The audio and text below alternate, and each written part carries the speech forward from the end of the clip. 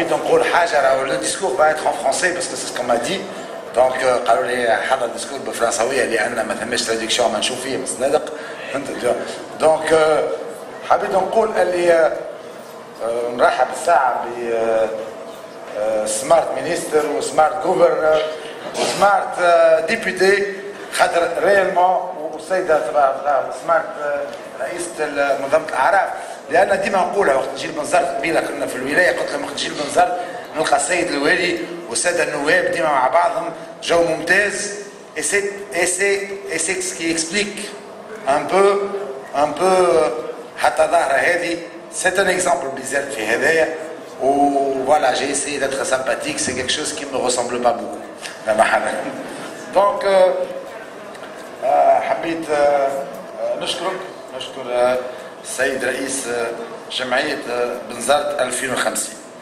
Donc, mesdames et messieurs, c'est avec un grand plaisir que je participe avec vous à la séance d'ouverture des travaux de ce forum international intitulé Bizerte Smart City. Je voudrais à cette occasion saluer l'initiative et les efforts de l'association Bizerte 2050 et la remercier vivement pour m'avoir accordé l'occasion de vous présenter notre vision de la ville durable. Pourquoi? Parce que nous avons inscrit pour le plan de développement 2016-2020 un programme des villes durables 2050. Donc nous avons inscrit, j'en parlerai, nous avons inscrit ce programme-là avec un budget de 20 millions de dinars, je crois. Donc c'est pas grand-chose, mais ça va initier donc cette initiative et initier ce programme. Donc pourquoi nous avons inscrit ce programme? Parce que les villes posent un grand problème aujourd'hui à travers le monde. En un siècle, la population mondiale a été multipliée par 4 et la population urbaine par 20. Donc actuellement, il y a 3,5 millions de personnes qui vivent en ville. Et ça, c'est d'après l'ONU. Le taux d'urbanisation est donc de 50,6%. Et d'après une étude du PNU, d'ici 2050, donc on va en parler, environ 80% de la population mondiale devrait résider dans les villes, sera dans les villes. Ce qui va avoir des conséquences. Et en dépit de leur étendue, les villes qui occupent que 3% de la surface terrestre. Donc on aura 80% de la population qui va vivre sur 3% de la surface terrestre. Vous imaginez que les villes seront responsables de plus de 70% des déchets produits dans le monde, sont à l'origine de 60 à 80% de toutes les émissions de gaz à effet de serre et consomment pas moins de 75% des ressources naturelles. Voilà les problèmes de la ville. L'accord de Paris qui vise la limitation de l'élévation de la température de la Terre à moins de 2 degrés d'ici 2050 ne pourra être atteint qu'en concentrant les efforts sur les villes, aussi bien au niveau de l'atténuation des émissions de gaz à effet de serre que de l'adaptation. Donc, dans ce cadre, la contribution inconditionnelle de la Tunisie à l'horizon de 2030 correspond à une baisse de l'intensité carbone de 13% par rapport à celle de l'année de base qui est l'année 2010. La contribution conditionnelle permet une baisse additionnelle, donc la contribution conditionnelle qui est conditionnée par du financement, permet une baisse additionnelle de 28% de l'intensité carbone par rapport à l'année de base, toujours 2010.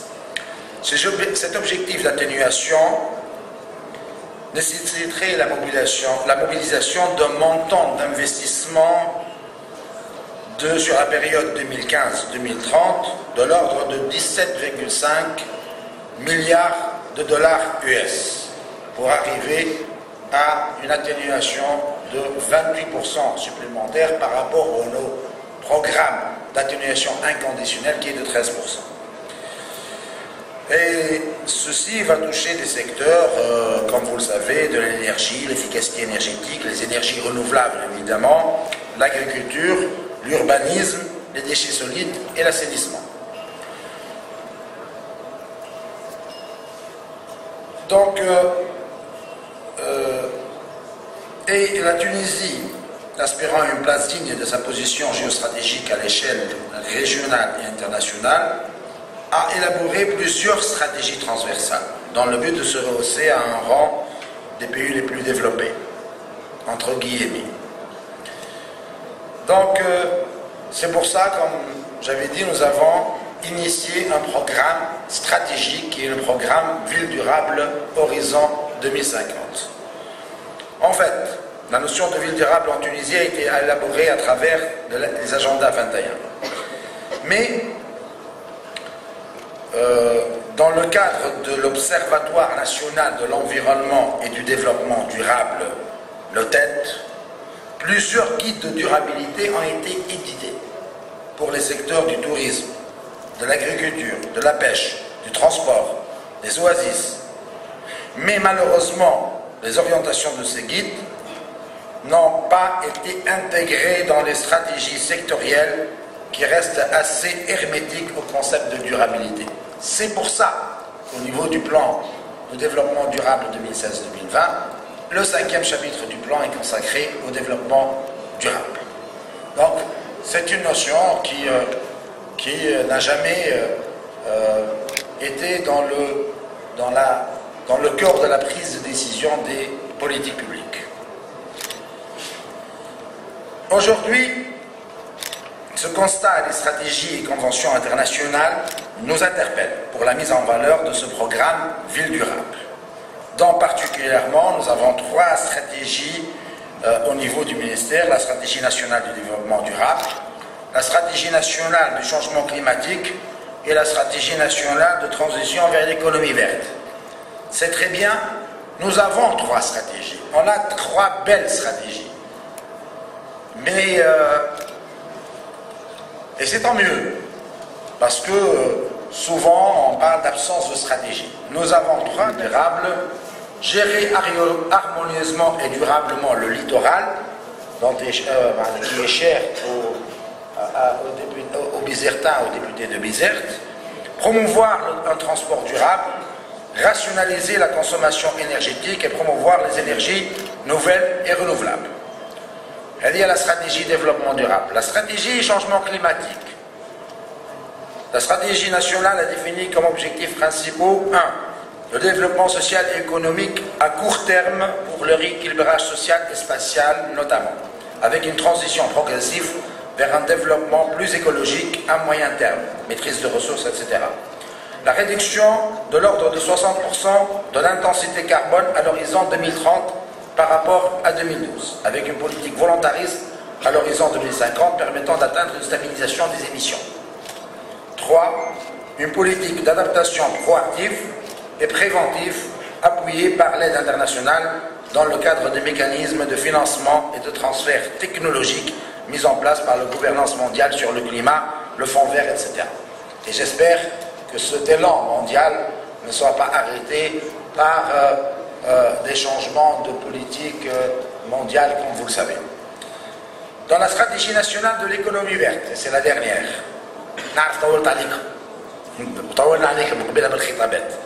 nous avons défini des indicateurs dans les différents secteurs de développement en concordance avec la stratégie nationale de développement durable. Et répondant aux engagements dans le cadre de la Convention universelle sur le changement climatique, ces indicateurs sectoriels à atteindre à l'horizon 2030 ont concerné l'agriculture, l'eau, la forêt, les déchets, l'énergie, l'industrie, le transport et les bâtiments pour créer l'économie verte. Et il y a un potentiel de création d'emplois dans l'économie verte extraordinaire. D'accord, j'ouvre une petite parenthèse. On vient de lancer une petite vague sur un programme qu'on a appelé Green Startup, où on crée 93 petites entreprises financées complètement, des projets prêts à l'emploi, sans aucun apport personnel pour les diplômés chômeurs et qui ont des possibilités de créer leur petite entreprise. C'est un projet en cours, on vient de lancer la candidature et nous avons des possibilités énormes pour lancer d'autres. Donc, mesdames et messieurs, en dépit de tous les efforts, toutes les études démontrent que la ville tunisienne souffre d'un certain nombre de problématiques, dont particulièrement absence de vision intégrée pour la ville. C'est pour ça que nous avons cette initiative que je salue et ça me donne confiance sur le processus de décentralisation. Hier, j'étais au Conseil des ministres pour discuter le code des collectivités locales. Parfois, on a une inquiétude, il y a une inquiétude sur la décentralisation, comment elle va être. Il y a une inquiétude sur l'unité de l'État. Les gens ont peur du changement. Quand je viens ici, ça me redonne confiance dans le processus. Donc, absence de vision intégrée pour la ville, centralisation de la décision et absence d'autonomie des villes, absence de maîtrise du foncier, décalage entre l'état réel et les documents de planification, manque de valorisation des spécificités des villes, manque de projets créateurs de richesses, un certain nombre de villes ont atteint un niveau de pollution et d'aménagement totalement défectueux, absence d'infrastructures adéquates, manque d'ouverture sur le contexte international qui est de plus en plus globalisé. D'autre part, l'adoption par la Constitution de la communalisation de l'ensemble du territoire et le transfert progressif d'un grand nombre de pouvoirs jusqu'ici centralisés aux autorités locales nécessite d'asseoir une vision et une politique et une stratégie d'urbanisation durable des villes tunisiennes. Mesdames et messieurs, notre approche est de faire évoluer la ville et de l'inscrire dans une logique de ville durable à travers des objectifs spécifiques à chacune des villes concernées et d'autres communes pour toutes les villes dont particulièrement.